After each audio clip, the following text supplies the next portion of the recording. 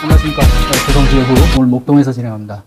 자, 지금 이재명 정부가 출범을 해서 이제 여러 가지 이제 뭐 인사 앞두고 있습니다. 그리고 개혁에 대한 기대감 이런 것이 높아지고 있는데 진보 민주 진영에서 수건이라고 할 만한 이런 검찰 개혁을 두고 정세섭 임명을 두고 지금 또 말이 많습니다. 그래서 이 정부가 또 검찰 개혁을 제대로 잘할 수 있을지 또 뭐 과거에 어떤 그런 실수를 되풀이하지는 않을지 뭐 이런 이제 우려도 있는데요. 또 한편에서는 그래도 이제 여전히 지지하고 기대하는 그런 또 시각이 있습니다. 자, 이 검찰 개혁하면 저희가 떠오르는 큰 사건이 뭐 여러 가지가 있습니다. 그 중에도 이제 그 문재인 정부 때 김학의 사건을 빼놓을 수가 없어요. 최근에 김학의 전 법무부 차관 그 불법 출금 사건 관련해서 그때 기소됐던 분들이 대법원에서 완전히 무죄 확정 판결을 받았습니다. 오늘 그 주인공이신 이광철 변호사님, 문재인 정부 때 청와대 민정비서관을 지내셨죠. 이광철 변호사님을 특별히 모셨습니다. 이 변호사님 이렇게 바쁘신데 시간 내주셔서 감사합니다. 예, 반갑습니다. 네, 우리 시청자 여러분께 간단히 인사. 예, 이광철입니다. 문재인 정부에서 민정수석실에서 근무했고 검찰개혁, 또 권력기관 개혁 업무를 좀 다뤘습니다. 지금은 평범한 변호사로 돌아와서 생업에 열중하고 있고 또 검찰개혁에 대해서 또 조국혁신당 또 이렇게 해서 소소하게 미력이라고 활동하고 있습니다. 반갑습니다. 네, 검찰개혁 방법론을 두고 큰 틀에서 제가 보니까 뭐 민주당이나 더불어민주당이나 조국혁신당이나 뭐 차이가 별로 없어요. 네. 대전제는 일단 뭐 검찰권의 분산이잖아요. 그 수사 기소 분리가 이제 핵심인데, 근데 이제 약간 이제 세부적인 방법론, 뭐 그다음에 실천론 이런 걸 두고는 약간 미세한 차이가 있기는 합니다만 그 얘기는 뭐 이따가 조금 하고요. 예. 자, 우선 그 4년 5개월 만에 무죄 판결 확정인가요? 사건이 일어난 지? 사건이 이제 21년에 기소가 되셨잖아요. 이제 21년에 기소가 되었고요. 네. 사실은 이제 이 이야기들이 굉장히 이제 길죠? 길고 뭐 사실 사건 자체는 별것이 아닌데 네. 검찰이 그만큼 키워가지고 뭐랄까요? 약간 좀 산이 높으면 네. 물도 깊고 골짜기도 깊고 그렇지 않습니까? 숨어있는 얘기들이 많은데 시작은 2020년 12월에 시작됐습니다. 네. 장준이라고 하는 그 검사가 있는데 이 양반이 19년 4, 5월 달에 이른바 출국금지가 이제 위법이라고 그래가지고 안양지청에서 수사를 하다가 그 수사가 이제 7월 달에 종결된 적이 있었는데 20년 12월에 이 양반이 공익신고라는 명목으로 국힘에다가 100몇 쪽짜리 공익신고서를 갖다 주고. 네, 잠깐만 변호사님, 혹시 이제 이 사건이 이제 좀 오래돼서 네. 조금 이제 기억을 못 하시는 시청자분들을 위해서 간단히 보충 설명을 드리면 지금 이제 그 출금이 불법이다. 그렇게 수사를 했다고 그랬잖아요. 예, 그게 2019년에 네. 검찰에서 검찰 과거사 인상수사단 네. 거기서 김학의 전 법무부 차관을 출국 금지한 거죠. 그때 김학의 차관이. 네. 2019년 그게 3월 22일 밤 그다음에 네. 23일 새벽의 일이었고요. 네. 이제 그렇게 해서 김학의 전 차관이 인천공항에서 출국을 못했던 일들은 국민들께서 아마 다 기억하실 막은 거죠. 몰래 나가려는 거를. 예. 출국 금지를 한 것이고요. 예. 이제 그런데 그 출국 금지가 절차에 위배됐다고 그래가지고 갑자기 이제 그 검찰이 수사를 좀 했었죠. 예. 근데 이제 그때 만약에 김학의 전 차관이 출국을 했더라면 아마 국민들께서 굉장히 분노하셨을 거고 이제 그런 점에 비춰보면 당시의 검찰의 수사가 좀 황당하다. 그리고 검찰개혁 추진에 대한 보복 아니냐. 이제 이래가지고 19년 7월 달에 네. 수사가 이제 종결된 일이 있었습니다. 이제 그러다가 19년 7월에 이제 윤석열 검찰총장이 이제 임명되고 8월 달부터 아마 기억하시겠지만 조국 그 법무부 장관에 대한 대대적인 수사가 시작이 되었고 네. 그래서 이제 나라가 이른바 조국 사태, 조국 일가족 멸문지화 이렇게 쭉 흘러가면서 근데 이제 검찰이 조국을 소위 메이드하지 못했지 않습니까? 조 기자님은 이제 메이드란 말을 잘 아실 텐데 네. 구속을 못 시켰어요. 네. 그래서 이제 캐비넷에 있던 유죄수 사건 꺼내고 울산 사건 울산지검에서 끌어올려오고 그 난리를 쳐도 문재인 정부를 소위 못 잡았거든요. 윤석열 총장이. 그래가지고 그해 12월 달에 장준이가 움직여가지고 그때 수사가 제대로 처벌을 됐어야 되는데 못했다. 내가 그때 부장검사로서 공익신고를 한다. 그래가지고 국민의힘의 최영두 의원한테 공익신고서를 갖다 주죠. 자, 그러니까 그때 김학의 전 차관의 출금을 불법으로 막은 건데 그 수사를 검찰이 하는 것을 부당하게 네. 막았다. 외압이 있었다. 뭐 일종의 그렇죠. 폭로였고 그것이 이제 양심선언 비슷하게 그렇게 언론을 통해서 그렇게 비춰졌죠. 저는 양심선언이란 말도 참으로 좀 실소가 나오는데 네. 이제 그렇게 해서 장준희 검사가 공익신고를 2건을 합니다. 그래서 3월 22일 밤 상황에서 김학의 차관을 못 나가게 막은 거 하나. 네. 그다음에 그 이후의 수사를 지금은 이제 국회의원이신 이성윤 검사장이 수사를 무마시켰다는 거 하나. 그 2개를 해가지고 2021년도 1월 달에 대대적으로 그 2건의 수사가 굴러가기 시작했고 저는 이제 그 김학의 출국금지가 위법한 거를 차규근, 이규원 두 분을 배후에서 조종했다고 그래가지고 아. 이제 두 분은 21년 4월 1일 날 기소가 되셨고 저는 7월 1일자로 기소가 되어서 그때 그 기소권으로 공직을 그만두고 사표를 쓰고 대통령께서 사표를 수리해 주셔가지고 공직을 그만두고 나왔다가 지금 4년 동안 이제 재판을 했고 지난 6월 5일 날 대법원에서 무죄 확정 판결을 받았습니다. 1심, 2심도 다 무죄였죠? 이제 약간 좀 이유가 다릅니다. 1심은 출국 금지 자체는 위법하다. 네. 그래서 뭐 출국 금지에 필요한 법적 요건을 갖추지 못했다. 이제 그러나 그 위법한 출국 금지가 있더라도 피고인들이 직권남용의 고의를 갖고 한 것은 아니다. 그래서 출국 금지는 위법하지만 직권남용은 무죄. 네. 이제 이게 1심의 골자였고요. 물론 이규현 검사 같은 경우는 몇 개 소소한 이제 유죄가 인정된 것도 있었고, 그래서 저하고 차규근 당시 출입본부장은 무죄. 그다음에 이규현 검사는 출국 금지 자체는 무죄지만 이제 그 뭐 과정에서 쓴 문서라든지 네, 뭐 서류 이런 거. 이런 것들이 유죄가 되어서 선고유예가 나왔었어요. 네, 네. 그래서 저희가 검사가 항소도 하고 이규현 검사도 유죄 부분에서 항소를 해가지고 항소심에는 출국 금지도 적법했고 이규현 검사의 유죄 부분도 전부 무죄. 그래서 싹 다 무죄 판결을 선고했고 검찰이 상고했는데 대법원은 항소심의 판단이 틀린 것이 없다라고 해서 지난 6월 5일자로 무죄 판결이 확정되었습니다. 자, 항소심은 어쨌든 윤석열 정부 하에서 있었던 판결이에요. 그죠? 1심 판결은 2023년 2월 달에 있었고요. 항소심은 2024년 11월에 그러니까 있었습니다. 1심, 2심 다. 예, 윤석열 정부 하에서 있었습니다. 그러면 뭐 무슨 뭐 정권 차원의 무슨 뭐 그런 거 얘기할 것도 없는 거고 예. 법원이 뭐 공정하게 어쨌든 재판을 했다 이렇게도 볼 수 있는데. 네. 자, 그래서 오랜 세월 참 어쨌든 이런 사건이 한번 언론에 대대적으로 보도되고 그러면 실제로 뭐 죄가 되고 안 되고를 떠나서 그냥 일단 사회에서 이 매도가 되는 그런 분위기가 있잖아요, 우리 사회가. 그리고 네. 이른바 친검 또 언론들이 검찰의 논리를 거의 그대로 보통 이렇게 대중에게 알리기 때문에 이렇게 법적인 투쟁을 하면서 비록 이제 무죄는 받았지만 마음고생이 컸을 것입니다. 특히 가족들도 많이 네. 힘드셨을 것 같은데 어떻습니까? 그간에 좀 세월 간단하게 소감 말씀하시면. 그러니까 저는 기본적으로 공직자 또 민주주의 사회에서 일정 부분 국민의 비판이든 비난이든 또 그것이 근거 없는 거라도 그런 것들은 감수해야 된다는 생각으로 제가 공직에 갔고요. 그래서 네. 저에 대해서 이러저런 많은 음해들이 있었습니다. 그래서 기왕에 감수하기로 이제 하기로 한 거니까 뭐 지금에 와서 그때도 그랬고 지금도 문제 삼을 생각은 없는데 다만 이제 제가 과정에서 느꼈던 것은 너무 이제 검찰이 검찰 개혁에 대해서 저항하고 반항하기 위해서 만들어낸 것들을 언론이 너무 무비판적으로 끌어다 쓰더라고요. 그건 저는 좀 문제가 있다고 생각합니다. 가령 김학의 사건 같은 경우에 적어도 물론 제가 차규근 본부장님이나 이규현 검사 개인적인 인연을 갖고 있지만 그 두 분은 엄연히 또 다른 국가기관에 소속된 공직자들이잖아요. 네.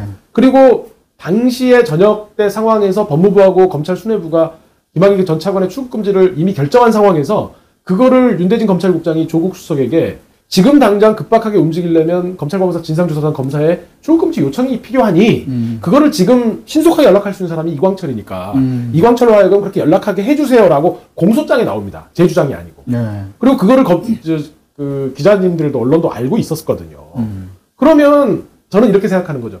출국금지가 그렇게 대검과 법무부의 수뇌부에서 결정한 사안이라면 이 사건 수사는 해서는 안 되는 거잖아요. 그렇죠. 그때 당시 상황에서 사소한 절차적인 하자가 있더라도 네. 아니 국민들이 크게 분노하고 있는 사람이 심야에 해외로 도피성 출국을 하려고 하는데 그럼 국가 권력이 그걸 놔둡니까? 알았는데 몰랐다면 모른 대로 책임을 또 물어야 하고 알았다면 막아야 되는 거잖아요. 그 이후에 형사사법 절차에 회부해서 법원의 판단을 받아야 되는 거니까. 그런데 만약에 경우를 달리해서 이걸 한국판 미란다 사건이라고 언론이 포장을 했는데 그 정도로 절차적 정의를 세울 수 있는 이정표가 되는 사건이라면 이 출국 금지를 결정한 사람을 수사해야 되는 거지 않습니까? 네. 그거는 그날 밤 상황에서는 문무일 대검 검찰총장은 연락이 안 닿았고 이게 대검 안에 문서에 나오는 얘기입니다. 네. 봉욱 차장하고 이성윤 반부패 부장이 상의해서 긴급 출국 금지를 하기로 했다는 내용의 기재가 있거든요.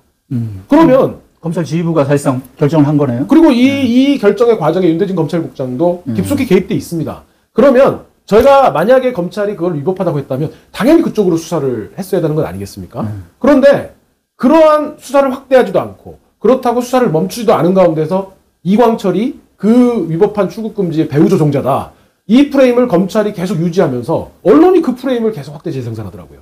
그러니까 문재인 청와대가 개입해서 주도해서 출금을 했다. 이걸 부각하는 그거 아닙니까, 결국. 그러니까 저는 민주주의 사회에서 사안을 바라보는 관점도 다를 수 있고 언론은 언론의 관점이 있고 충분히 이해합니다. 그렇지만 기본적인 사실관계는 네. 왜곡하지 말아야죠. 그렇죠.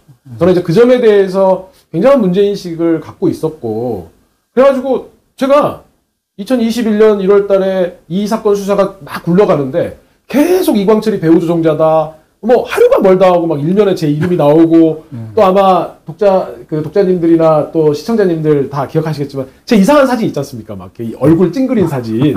그래가지고 그 사진이 계속 인용되면서 나오고 가족들 걱정하고 그러니까 제가 2021년도 2월 달 정도 기억이 되는데요. 어느 날 밤에 잠을 자다가 꿈을 꾸는데 멀리서 펜과 칼을 든 사람들이 막 이렇게 오는 거예요, 저한테. 둥둥둥 막 북을 울리면서. 그래가지고 제가 막 도망가다가 잠을 깼더니 도망가다가 절벽에 이르러서 잠을 깼거든요. 야. 깨보니까 새벽 3시였던 기억이 지금도 선명하고. 식은땀이 막 나셨군요. 뭐 각오하고 감수하고 이제 제가 역설적이게도 그러한 고통을 제 나름대로 견딜 수 있는 방법이 내가 뭐라고 조국도 있는데 아니, 조국은 그야말로 온 가족이 단도질을 당했지 않습니까? 멸문지화죠. 네. 그래서 역설적으로 그런 조국 수석이라든지 우리 정부 전체가 겪고 있는 그런 울산 사건이라든지 그런 고통들, 뭐 지금 제가 상급자였던 백원우 비서관도 지금 수감 생활을 하고 있고, 뭐 정말 많은 분들이 또 서훈 국정원장님이나 이런 분들이 지난 정부의 정책 과정에 이런 부분들을 문제 삼아서 지금 재판을 받고 계시는 그 많은 분들의 고통을 생각하니까 뭐 나야 사소하지 이런 생각으로 그래도 잘 버틸 수 있었고, 하여튼 많은 분들이 응원해 주시고 또 격려해 주시니까 그게 제가 마음속으로 그런 생각을 했습니다. 이제 방송에 적합한 용어인지 모르겠는데 존버하자. 이제 존버가 두 가지 의미가 있지 않습니까? 존엄하게 버티자. 두 번째는 그래. 뭐뭐하게 버티자. 그래서 씩씩하게 왜냐하면 이게 제 개인의 뭐 부패라든지 비리 문제가 아니니까 문재인 정부에서 했던 검찰 개혁이라든지 또 가장 직접적으로는 김학의 전 차관을 막는 문제로 이렇게 받고 있으니까 뭐 제가 거기에 대해서 침울해하거나 의기소침해 있는 건 또 지켜보시는 국민들이나 지인분들께 불필요한 걱정을 끼쳐드릴 수 있잖아요. 자, 예. 아이고, 정말 뭐 지금 돌이켜보면 정말 말도 안 되는 사건인 것 같아요. 그러니까 일단 지금 말씀하신 대로 사실관계만 다시 간단히 정리하면, 자, 김학의 전 법무부 차관이 그날, 그죠? 야밤에 이제, 몰래, 이제 뭐 계속 조사, 압박이 있었던 상황이잖아요. 이제 곧 가서. 네. 검찰의 조사를 앞두는 상황에서 도피라고 보는 거죠. 일단 나가려다가. 법무부에서 그걸 인지를 하고, 출입국 관리사무소에서. 그걸 이제, 법무부 간부와 대검이 상의를 해서 지휘부하고, 정당하게, 적법하게 그쪽에서 결정을 한 거잖아요. 그렇습니다. 자기들이 뭐 다 판단한 거면 이걸, 그래서 끝난 일인데, 자, 이제 그걸 뒤늦게, 뭐 어쨌든 이제 문재인 정부에 대한 어떤 보복 비슷하게 뭐 그런 연장선으로 볼 수 있을 것 같은데, 뒤늦게 그것을 문제 삼아서 출근 과정에 불법이 있었고, 그 다음에 그 배우가 바로 청와대다. 구체적으로 청와대 민정에 바로 이광철 비서관이다. 이런 식으로. 그리고 그 위 또 이제 조국까지 본 거겠죠, 또? 네, 그렇습니다. 당연히. 예. 그런데 그런 부분들이 지금 다 전부 그렇게 열심히 팠는데도 전혀 죄가 안 된 걸로 지금 나온 거 아닙니까? 그죠? 네, 그렇습니다. 그러니까 지금 말씀하신 대로 뭐 시각은 서로 다를 수 있어요. 어떤 사안에 대해서 의견도 다를 수 있고. 그런데 사실관계만큼은 일단 정확하게 판단한 다음에 거기에 이제 뭐 해석을 하고 이렇게 하는 건데, 그런 부분에서 정말 우리 언론이 특히 검찰 출입 기자들 아무래도 검찰이 많이 기울어지는데 좀 더 정말 이런 사건을 통해서 진짜 교훈을 얻어야 되지 않나. 아니 이거를 결국은 국민은 기자들을 통해서 알게 되는데 사건을 우리가 어떻게 알아요, 일반 국민이? 제가 김학의 사건에 대해서는 정말 하고 싶은 말들이 참 많은데 이제 이 시간에 제약이 있어서 한 가지만 오늘 조 기자님하고 말씀 나누고 이제 하고 싶은 얘기가요. 문무일 검찰총장이 그때 검찰의 최고 수뇌부였지 않습니까? 이분이 이성윤 검사장님의 수사공안 사건에 법정에 증인으로 나오셨어요. 증인으로 나와서, 왜냐면 이성윤 검사장님은 검찰총장의 다 승인에 따라서 당시에 수사 지휘를 했다, 이제 이런 취지로 말씀을 하셨으니까. 근데 이분이 법정에서 무슨 말씀을 하셨냐면, 뭐 다 전체적으로 거기에 반하는 말씀을 하셨지만, 이성윤 검사장님하고 반하는 말씀을 하셨지만, 그 중에 이제 어떤 말씀을 했냐면, 이제 재판장님이 물어보셨어요. 이렇게 물어봅니다. 그날 밤 긴박한 상황에서 김학의 차관에 대한 출국금지는 불가피한 거 아니냐? 이렇게 물었습니다. 물을 수 있는 질문이잖아요. 뭐라고 그랬냐면, 악인이라도 절차는 지켜야 한다. 그러라고 형사소송법이 있다. 이렇게 말씀하셨습니다. 그 말씀만 놓고 보면 되게 원론적이고 맞는 말씀이죠. 근데 2015년도에 무슨 일이 있었냐면, 아마 시청자분들께서 기억하실지 모르겠는데 성완종 특별수사팀이라고 있었습니다. 성완종 씨가 쪽지를 남겨놓고 돌아가신 그런 사건이 있었는데, 이제 이 수사팀장이 문무일 당시 대전지검장이셨어요. 수사팀에서 그 관련 사건의 하나로 노무현 전 대통령님의 형님이신 노건평 씨가 성완종 씨가 노건평 씨에게 특사 청탁을 했다라는 의혹이 불거져가지고 그때 수사 대상이 됐었는데 그걸로 인해 가지고 당시 노건평 씨를 긴급 출국 금지를 그 수사팀에서 한 일이 있었습니다. 근데 이 김학의 전 차관에 대한 출국 금지하고 노건평 씨에 대한 긴급 출국 금지가 정말 비교해 보면요, 조금 이해 편의를 위해서 비유를 하자면 조족지혈입니다. 예를 들면 김학의 전 차관은 당시에 출국 금지 당시에 그 별장 성접대라든지 이런 사건에 공소시효가 완성되었다라고 명백히 보기 어려웠었어요. 근데 노건평 씨는 당시 긴급 출국 금지할 때 죄목에 따라서 공소시효를 우리가 산정하지 않습니까? 공소시효의 완성이 명백했습니다. 나중에 이 수사팀이 노건평 씨에 대해서 공소시효가 완성돼서 기소할 수 없었다고 발표할 정도였어요. 그 다음에 김학의 씨 같은 경우에는 그때 언론이나 검찰이 문제 삼은 게 종결된 2013년도 사건 번호를 기재했다라고 했잖아요. 네. 노건평 씨는 아예 다른 사람 사건 번호를 긴급 출국 금지서에 썼습니다. 다른 사람의 사건 번호를. 이런 잣대로 따지면 뭐 거기는 뭐 아주 그냥 불출소상이 나야 되는데. 이런 제가 지금 두 가지만 말씀드렸는데 여러 가지 사안들을 비교해 보면 노건평 같은 긴급 출국 금지를 김학의 사건에 대해서 검찰이 들였던 잣대로 치면 노건평 씨에 대한 긴급 출국 금지는 그 긴급 출국 금지했던 수사팀 다 구속시켜야 될 정도로 위중한 사안이었어요. 그리고 그때 당시에 이게 2015년도였고 긴급 출국 금지가 그 직권남용으로 의율했을 때 공소시효가 7년이었거든요. 저희가 21년도 재판받을 때 이 문제를 말씀드리면서 무슨 얘기까지 법정에서 검찰한테 했냐면 똑같은 잣대라면 지금 노건평 씨 긴급 출국 금지도 공소시효가 남아있다. 15년도에 했고 그게 22년도에 마무리되니까 제가 그래서 이정석 검사 그 공소 법정에 나온 검사님들한테 그랬어요. 우리 기소할 거면 당시에 노건평 씨 긴급 출국 금지했던 문무일 수사팀장부터 그 긴급 출국 금지서 썼던 검사까지 다 수사해서 빨리 기소해라. 공소시효 남아있고 지금 공소시효가 남아있는데도 우리 기소했는데도 여기 이 팀 기소 안 하면 지금 검사님들 직무유기다. 라고까지 변론한 적이 있습니다. 그래서 저는 문무일 총장님께서 정말로 그 옳은 말씀을 하셨지만 본인이 수사팀장으로 했던 노건평 씨에 대한 긴급 출국 금지 사안의 수사 책임자라는 점에서 보면 법정에서 그 말씀은 누워서 침 뱉기죠. 그런데 이런 것들을 우리 언론은 전혀 다루지 않습니다. 그러니까 저는 그런 점에서 보면 이게 우리 언론을 보면 참 이상한 나라의 약간 앨리스 그런 느낌?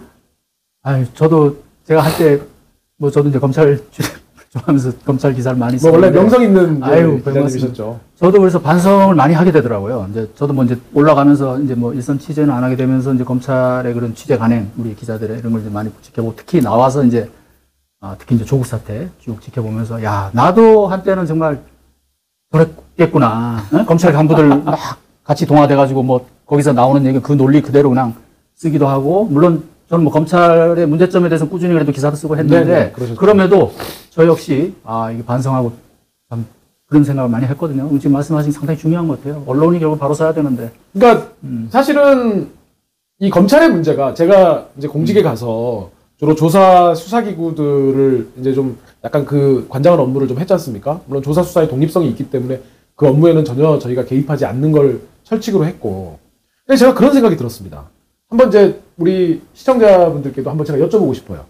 국세청 굉장히 중요한 세무조사 정보를 다루잖아요.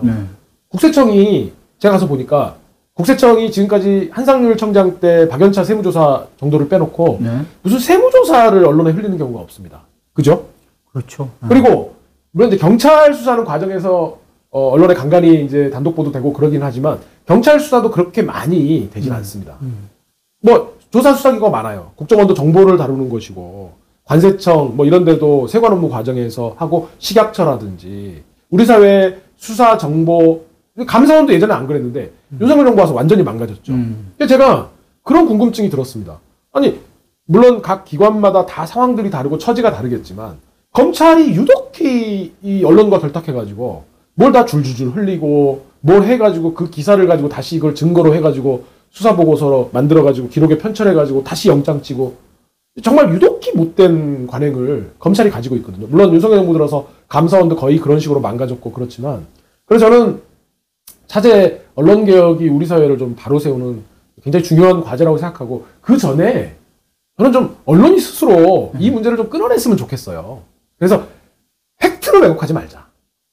김학의 출국 금지를 대검과 법무부 수뇌부가 결정했다는 사실을 알았다면 적어도 이광철이 배후에서 차규근, 이규원을 움직여가지고 출국 금지를 배후에서 조종하고 했다는 보도는 나면 안 되죠. 저는 그거는 무슨 지식과 경험의 문제가 아니라 염치와 양심의 문제라고 생각합니다. 네. 염치와 양심. 네. 이제 제가 언론의 문제에 대해서 하나만 더 말씀을 네. 김학의 사건 관련해서 드리고 싶은 건 사회가 우리가 이제 민주주의 사회니까 다양한 관점, 다양한 시각 이런 것들은 당연히 존중돼야 됩니다. 하지만 그래도 우리가 이제 유지돼야 되는 거는 전문가 윤리거든요. 그렇지 않습니까?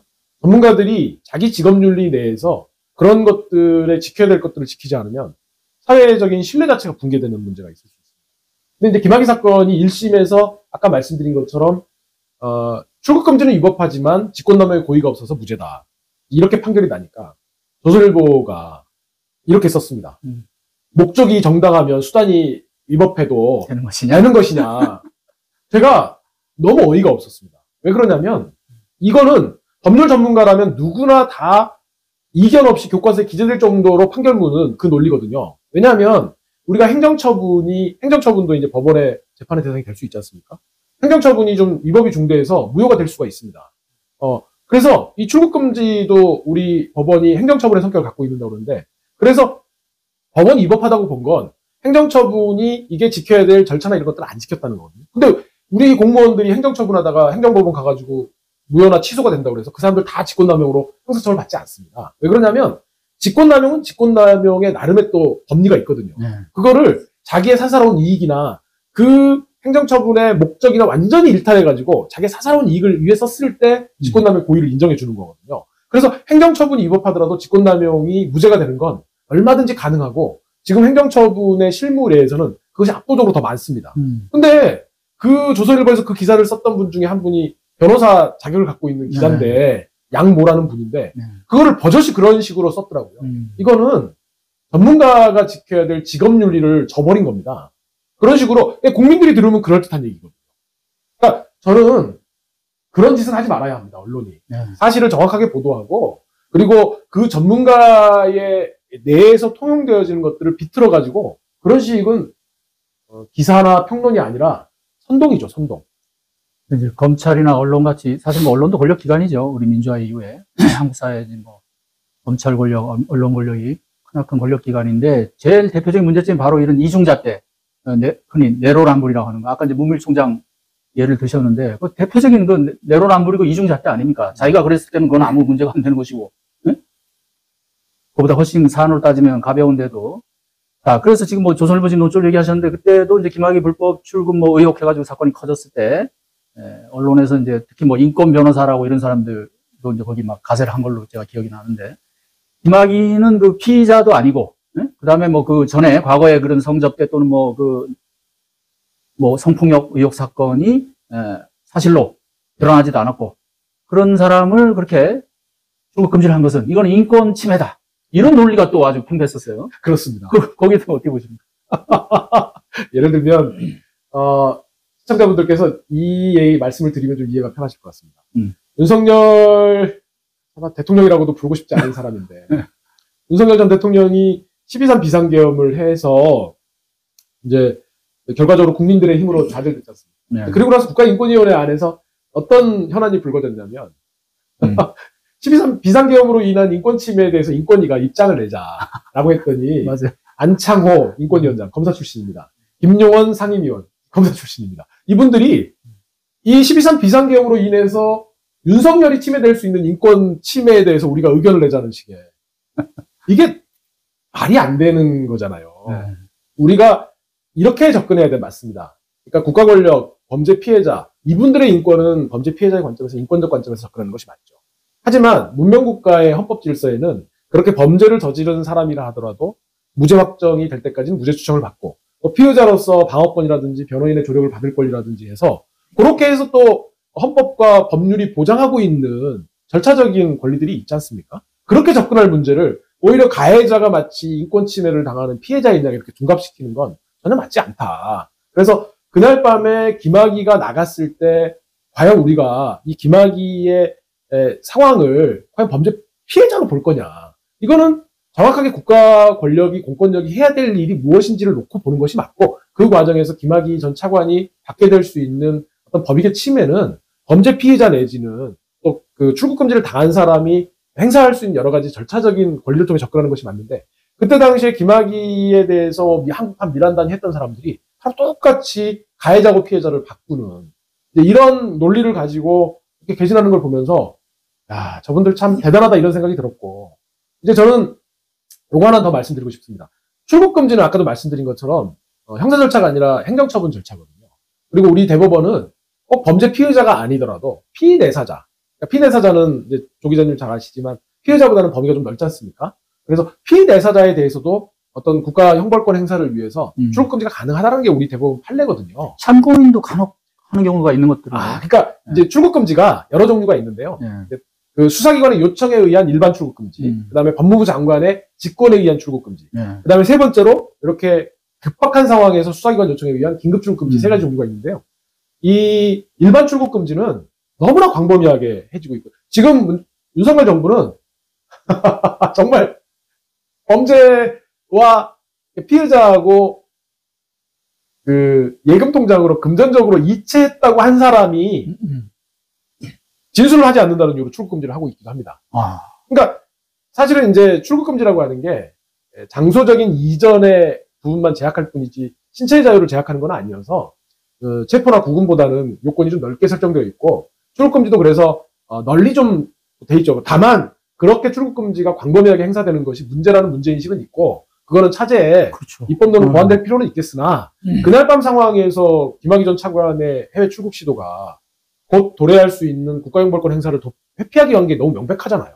그게 뭐 굳이 말로 설명하지 않아도 되는 거면 그 과정에서 뭐 사소한 절차적 하자들은 시시비비를 가려볼 필요는 있겠지만 그렇게 대대적으로 나라가 떠들썩하게 수사를 할 만한 사안인지 그래서 그 과정을 옹호했던 분들은 참 저도 여러 가지 환멸스러운 느낌을 지금도 갖고 있습니다. 수사가 2020년 예, 12월에 시작해 그때 윤석열 검찰총장 시절이에요. 윤석열 총장은 이제 2021년 3월에 총장직을 내던지고 이제 뭐 대통령 이제 나오겠다고 이제 그래 됐는데 윤 총장이 혹시 수사에 뭐 관여하거나 이런 뭐 드러난 게 없나요? 그런 정황은? 이제 뭐 그냥 드라이하게 말씀드리면 12월 초에 제가 기억하기로 2일인가 그렇습니다. 조영 원내대표가 그때 기자회견을 합니다. 문재인 정부에서 민간인 사찰이 있었다. 그게 이제 김학의 전 차관에 대한 출국금지 조회 그거거든요. 그거가 말씀드린 것처럼 그걸 써준 사람이 공익신고서를 쓴 사람이 장준희. 네. 그걸 전달 받은 사람이 국힘의 최영도 의원. 두 분은 이제 뭐 천주교 신자 관계로 이렇게 인연이 있다고 장준희가 법정에 나와서 증언을 그렇게 했습니다. 그래서 조영이 그걸 토대로 기자회견을 했고 요거를 대검에 바로 보냅니다. 그리고 대검이 그걸 갖고 있어요. 한 달 동안. 갖고 있고 그러다가 이제 그날 조영이 기자회견을 했는데 전혀 여론의 반영이 없었어요. 그래가지고 장준희가 또 한 번 공익신고를 합니다. 국민권익위원회에다가. 네. 그렇게 하고 그 권익신고서가 어찌어찌한 경로로 뭐 제가 짐작가는 바는 있습니다만 그게 조선일보에 입수가 됩니다. 네. 그래가지고 1월 9일이 토요일인데요. 토요일날 조선일보 온라인판에 정말 그 안에 있는 공익신고서 내용을 그대로 인용해가지고 하면서 뭐 그때 뭐 이규영 검사가 내민 서류는 가짜 유저 서류였다는 제목으로 하고 그리고 나서 1월 11일날 월요일날 조선일보가 일면에 그거를 보도합니다. 그러면서 대검이 움직입니다. 그래서 이 사건을 어디로 보내냐면 원래 이제 안양지청에서 했다가 종결된 사건이니까 수사를 제기하면 안양지청이 해야 되잖아요. 근데 대검이 어떤 명분을 내세우냐면 제가 그때는 청와대에 있었으니까 안양지청은 이 사건의 피해자가 차규근 본부장이고 안양지청은 법무부에 있기 때문에 이미 한번 수사를 무마한 경험이 있어서 공정성에 문제가 있다고 그래서 본청으로 보내겠다. 이게 이제 수원지검이잖아요. 안양지청이. 근데 그때 수원지검에 누가 있었냐면 이정섭이 있었습니다. 이정섭이 누구냐면 이정섭 검사 아마 시청자분들 다 아실 텐데 그 강미정 그분과 이제 여러 가지 말씀들이 있었던 분이잖아요. 뭐 마약 수사를 덮었네 그런 의혹을 받고 있는 그런 분이고 뭐 코로나 때 리조트에 가가지고 뭐 온 가족이 했네 이랬던 분인데 이분이 19년 5월달에 출범했던 김학의 재수사단에서 김학의의 부패 혐의로 김학의를 구속시킨 검사입니다. 이정섭이. 그때 그랬군요. 네. 그때 그 수사팀장이 그 청주지검장 했던 저기 제가 갑자기 성함이 생각이 안 나는데 김학의 구속할 때요? 김학의 그 수사단 단장이 그 왜 술 안 드시고 연대 나오셨던 그 독사라는 별명을 가지셨던 갑자기 성함이 생각이 안 나네요. 네. 하여튼 그분이 이 수사단장으로 해갖고 그 밑에 이정석 검사가 이 부패 쪽을 맡아가지고 했던, 그래서 김학의 사건을 너무 잘 아는 거죠. 그런데 이분이 또 유죄수 사건의 검사였어요. 네. 그래서 조국 수석에 대해서 법무장관 그만두고 나서 19년 12월 달에 영장을 청구했다가 물론 이제 기각됐지만 그랬던 검사입니다. 그래가지고 수원지검에 그때 있었거든요. 그래서 이 사건을 그 명분으로 안양지청이 공정하게 수사하기 어려우니까 원청으로 보내겠다고 해가지고 수원지검으로 보냈는데 사실은 그거는 이정섭을 보고 보낸 거죠. 그리고 이정섭이 그 수사 이제 팀장이 됐고, 임세진이라고 지금 검찰과장하고 있는 평택지청에 있는 검사를 파견받아가지고 여러 검사들로 해서 수사팀을 꾸렸던 것이죠. 이런 일련의 과정들은 윤석열 총장의 뜻이었습니다. 윤석열의 뜻이었고, 또 그렇게 해서 사건을 굴렸고, 그래서 대체로 문재인 정부를 겨냥한 수사는 아마 모두 다 윤석열 총장의 직접 지휘하에서, 예를 들면 울산 사건 같은 경우에는 울산시장 선거 개입 사건도 사실 울산지검에 있던 사건이었잖아요. 맞아요. 그 사건이 올라왔던 게 19년 11월이거든요. 제가 이제 그 과정을 유심히 지켜보고 있었는데, 하여튼 그 일련의 과정들이 19년 8월 달에 시작됐던 그 조국 수석에 대한 수사, 조국 법무부 장관에 대한 수사, 조국 법무부 장관에 대한 수사는 제가 청와대에 근무하면서 검찰의 윤석열 총장하고 아주 밀접하게 소통하고 있는 분한테 직접 들은 얘기인데, 검찰이 조국 법무부 장관을 수사했던 딱 기본적인 인도는 그겁니다. 문제됐던 그 사모펀드 있지 않습니까? 네. 그 사모펀드는 실질적인 주인이 조국이다. 두 번째, 그 사모펀드를 조국이 민정수석의 지위를 이용해서 키웠다. 세 번째, 이 사모펀드는 조국의 대권 프로젝트의 물적 기반이다. 요 세 가지 전제를 갖고 조국 수사를 벌였습니다. 그래서 지금 일부 언론에 났지만 윤석열이 그랬다는 거잖아요. 나중에 지금은 조선일보로 옮겼던 유익원이 경향신문에 그런 말도 썼는데 충심이다. 그러면서 민정수석에게 그랬다는 거잖아요. 조국 같은 사람을 쳐내야 된다. 난 충심으로, 대통령에 대한 충심으로 이 사건 수사를 하고 있다. 그 세 가지가 바로 그 핵심적인 내용이었어요. 근데 그 세 가지가 전부 다 깨졌죠. 네. 심지어 그 사모펀드가 조국 교수의 부인인 정경심 교수 것도 아니라는 것까지 밝혀졌습니다. 그래서 결국 정경심 교수를 똘똘말이 해가지고 입시비리 어쩌고저쩌고 해가지고, 근데 검찰 입장에서는 원래 본인들이 생각했던 큰 그림에서 아주 빈약한 그림으로 조국도 아닌 정경심 교수를 구속하는데 그쳤잖아요. 네. 그리고 나서 윤석열 검찰의 수사 방향이 완전히 전방위적으로 튑니다. 그때가 11월 말이 이제 소위 말하는 조국 그 사모펀드 사건이 거의 이제 드러나는 순간이거든요. 그래서 울산에 있는 울산 사건 중앙지검으로 올려오고, 유죄수 사건 캐비넷에서 꺼내서 유죄수 사건 시작하고, 그래서 12월 달에 그 사모펀드 건으로 조국을 메이드하지 못했던 걸 유죄수 건으로 메이드해보겠다고 해서 영장을 쳤는데, 그 영장을 쳤던 검사가 이정섭.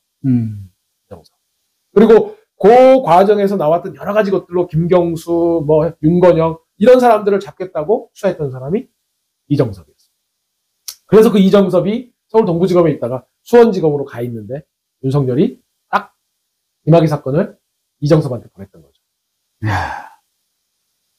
아주 엄청난 시나리오가 뒤에서 작동을 한 건데. 그러니까 아예 물론 이제 그때 근데 이정섭 검사가 이 사건 이제 수사를 해가지고 안양지청에 있는 이제 기록도 가져오잖아요. 제 기억에 1월 20 며칠 날 차규근 이규원 주거지 사무실 압수수색했습니다. 그리고 1월 말경에 이제 대검에 그때 당시 아까 제가 말씀드린 것처럼 검찰이 그 대검에 그 당시에 긴박한 상황이 일지로 적혀 있었거든요. 그래서 총장은 연락이 안 닿고 대검 차장하고 반표 부장이 상의해서 김학의를 긴급 출국 금지하기로 했다. 요 수사 기록을 그 기재 내용을 검찰 이정섭 팀이 확보한 게 1월 30 말경이고요. 이걸 포렌식에서 수사의 내용으로 인지했던 것이 2월입니다. 제가 이제 피고인으로 수사 기록을 봤으니까 알잖아요. 그래서 이때 이미, 그리고 저는 이제 그날 밤에 제가 조국 수석에 전화를 받아가지고 요마저마하니까 빨리 진상조사단 검사한테 긴급 출국 금지 요청을 하세요라고 이제 전화를 받았잖아요. 3월 21일 밤에 11시 넘어서. 그리고 제가 이규원 검사한테 바로 전화를 했는데, 이 검사가 그때 뜻밖에도 이런 말을 했습니다. 저하고는 이제 연수원 동기로 친하니까, 형, 나는 대검 소속 공무원이에요. 형 전화만 받고 이거 못해요. 대검의 승인이 필요해요. 저는 이규원 검사 이 한마디가 김학의 사건 전체를 살렸습니다. 그래서 그래, 네 말이 맞다. 해가지고 제가 조국 수석께 그 말씀을 보고를 드렸고, 조국 수석께서 노무현 총장은 연락이 안 닿고 대검 차장이 승인했으니 그대로 하라고 하세요. 그래서 그 보고를 전달해 준 거거든요. 이 말도 고스란히 진술로 확보했고, 실제 거기에 부합하는 얘기들이 문무일 보훈 차장의 문자 메시지에 그 취지의 말들이 나와 있습니다. 그래서 사실은 저는 이정석 검찰은 그때 2월 초에 그 대검 내부에 적혀 있는 그 기록을 보고 방향을 정했어야 돼요. 수사를 멈추든지 아니면 수사를 공욱이나 문무일로 확대를 하든지. 근데 이제 이 사건 자체가 목적과 방향이 정해진 수사지 않습니까? 그리고 윤석열이 배후에 있는 거고. 그러지 않았던 것도 윤석열이 이 사건을 배후에서 계속 지고 갔던 하나의 방증이라고 저는 생각하고 있습니다. 조국 수석은 그러면 당시에 그 출국하려고 한다는 사실을 윤대진 당시 그 법무부 검찰국장 예. 윤대진한테 직접 들은 건가요? 그렇습니다. 그렇죠? 예. 그래서 이제 그러면 당시 민정비서관이던 변호사님한테 저는 그때 이제 선임행정관. 그때 선임행정 예. 그 시기는 예. 그렇죠. 나중에 이제 비서관으로 되셨고 예. 어쨌든 말하자면 이제 이거를 진행을 해라. 네, 그렇습니다. 예. 그럼 어떻게 보면 뭐 정말 상관의 그것도 지시잖아요. 그럼 그거대로 뭐 중간에 연락책 정도 하신 거예요. 근데 아니 그러니까 제가 네. 기소가 7월 1일 날에 됐잖아요. 네. 4월 1일 날 이규원, 차규근 두 분이 먼저 기소됐고, 제가 기소돼서 이분들을 뵀더니 그런 거예요. 지나가는 행인이 왜 오셨냐. 저는 너무 턱이 없는 거죠. 그러니까 그 검찰의 그 논리대로라면 저를 기소할 거면 최소한 윤대진, 조국은 같이 기소가 되는지 했어야 됩니다. 공소장에 그렇게 써놨다니까요. 윤대진이 스타트네. 청와대하고의 관계는, 그죠? 참 우리 윤대진 검찰국장님도 정말 대단하신 분이라고 생각합니다. 잘 아시겠지만. 술 좋아하고 다들 옛날에 보면 정말. 아니 그래서 윤대진 공수처로 넘겼던가요? 그때 뭐 수사를 하는 것도 아니고 무혐의로 그냥 끝났죠 다. 그게 그렇게 종결됐는지까지는 잘 모르겠습니다. 하여튼 뭐 한다고 신용은 하는 것 같은데 검찰 간부들에 대해서는 제가 기억하기로는 거의 뭐 수사가 제대로 이루어지지 않았고. 그러니까 우리 검사님들이 그래서 사실 이제 이재명 정부 하에서 공수가 좀 분발했으면 좋겠다고 생각하는 게, 뭐 검찰 오래 출입하셔서 잘 아시겠지만 검사들의 내면의 무의식 속에 그런 게 있지 않습니까? 누가 우리 검사를 잡아? 네, 맞아요. 사실 이게 검찰의 무소불위의 권한의 또 다른 이면이지 않습니까? 권한이 커지고 검찰을 견제할 수 있는 기관이 없다 보니까 검사들의 비리가 브레이크가 없어요. 지금도 지방에 가면 뭐 스폰서들을 인수인계하는 관행이 아직까지 남아있다는 얘기를 제가 좀 듣고 그러는데, 물론 뭐 모든 검사님들이 그러겠습니까만은. 그래서 사실 그 전형적인 검사님이 윤석열 검사님이잖아요. 그래서 저는 좀 그 점에서는 공수처가 새 정부 하에서 인력과 여러 가지 시설들을 좀 보강하셔가지고 조금 더 굳건히 좀 자리를 잡으셨으면 좋겠다, 이런 바람이 있습니다. 자, 김학의 출금 사건에 대해서 한참 얘기를 나눴는데요. 말씀을 듣고 보면 뭐 이것도 이제 뭐 약간의 주관적인 해석일 수도 있습니다만 결국은 이 모든 수사, 일련의 수사, 그해 2019년, 20년, 21년까지 이제 이어지는 조국 수사부터 해서 조국 한 사람을 잡기 위해서 결국은 계속 벌인 수사, 그런 연장선에 있는 것이 아니냐, 이런 해석이 가능하겠어요? 네, 저는 그러니까 이제부터 본격적으로 이제 그 시대에 대한 평가, 기록 이런 것들이 이제 저는 나올 거라고 생각합니다. 어떤 윤석열 치하에서는 객관적인 상황 자체가 좀 그러긴 어려웠을 거고, 그래서 이제 윤석열 시대를 정리하고 평가하고 청산하는 작업들이 이제 이루어지면 그 맥락에서 조국 수사부터 문재인 정부 시절 윤석열 검찰의 행태 이제 이런 것들도 나올 걸로 생각하는데, 이제 제가 어떻게 보면 공직을 수행하면서 가장 가까이서 혹은 그 안에서 이제 이 문제를 봤을 때 처음에는 조국 한 사람을 잡기 위해서, 그리고 그 목적은 문재인 정부 전체를 겨누었다기보다는 문재인 정부가 추진했던 검찰 개혁에 대해서 그렇죠. 어느 정도 브레이크를 걸거나 그거를 좌초시키기 위한 목적으로 시작했던 수사였다고 봅니다. 근데 이게 중간의 과정이 이제 저는 한 2단계 정도 거쳤다고 보는데, 조국을 못 잡았습니다. 그러면서 어느 시점에서는 윤석열이 조국을 못 잡았으니 이번 기회에 문재인 정부 전체를 한번 잡아보겠다. 그게 저는 울산시장 선거 개입 사건이라고 보고, 이 울산시장 선거 개입 사건이 내다봤던 시점은 2020년 총선이었다고 생각합니다. 총선을 앞두고 검찰이 울산시장 선거 개입으로 청와대 전체가 울산시장 선거 개입했다라는 이런 정도만 깔아주면 2020년 총선에서 문재인 정부가 완전히 정치적으로 코너에 몰릴 거다. 이 계산을 분명히 했던 것 같고요. 그게 1월 30일 날 13명인가 기소하고 네. 그때 윤석열 검찰이 밝힌 바에 고스란히 나와 있습니다. 선거에 영향을 미치지 않기 위해서 수사를 여기서 접겠다. 근데 그랬다가 그래서 뭐 월성 원전 사건 해갖고 수사를 계속 확대하죠. 그리고 그 과정에 이제 김학의 사건이 있었고. 이제 그러면서 대선이 가까우면서 어느 시점에서 윤석열이 이제 정치적으로 대권을 꿈꿔보겠다. 그거는 저는 그 분수령은 징계 사건이 이제 법원에 의해서 집행정지가 받아들여졌을 때. 네. 그래서 아마 기억하시겠지만 2020년 12월 24일 날 저는 그 판사님의 성함을 지금도 잊을 수가 없는데요. 홍승욱 행정부 판사님이 정직 2개월의 집행정지 인용을 해주셨죠. 저는 그 판결은 정말로 윤석열을 대통령으로 만들어준 결정적 정치적 판결이라고 생각합니다. 왜 그러냐면 그 본안 사건에서 1심이 물론 2심이 절차 문제로 윤석열의 항소를 받아줬지만 그리고 한동훈이 거기에 대해서 상고 안 해가지고 끝나버렸지만 그 1심 판결이 정직 2개월도 모자라다고 그랬거든요. 그 사건에 대해서 홍승욱 부장판사가 집행정지를 인용해줬거든요.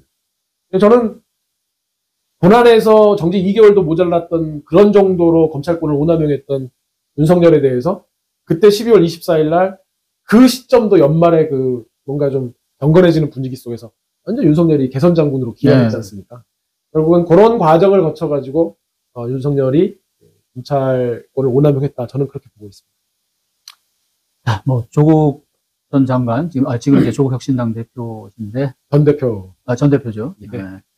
뭐 어쨌든 이제 그 입시 비리가 문제가 돼서 지금 뭐 수감 생활을 하고 계시는데 뭐 그런 이제 그건 이제 뭐 권력형 비리도 아니고 그것은 개인적인 뭐 비리인데 뭐 그것의 뭐 재중함과 또는 가벼움을 떠나서 이 검찰권의 이 오남용, 이 수사권 남용, 네. 표적 수사, 뭐 먼지떨이 수사에 아주 전형 아니었습니까? 그 부분은 정말 제대로 평가를 제대로 받아야 된다. 거기에 대한 심판이 있어야 된다. 그렇게 관여한 사람들. 그리고 그 결정판이 바로 윤석열 총장이 이제 나가기 직전에 벌어졌던 이 김학의 불법 출금 의혹 사건. 이 부분에 대해서도 지금 말씀하신 대로 이제 제대로 된 평가가 곧 뭐 이루어지겠죠, 이제 다.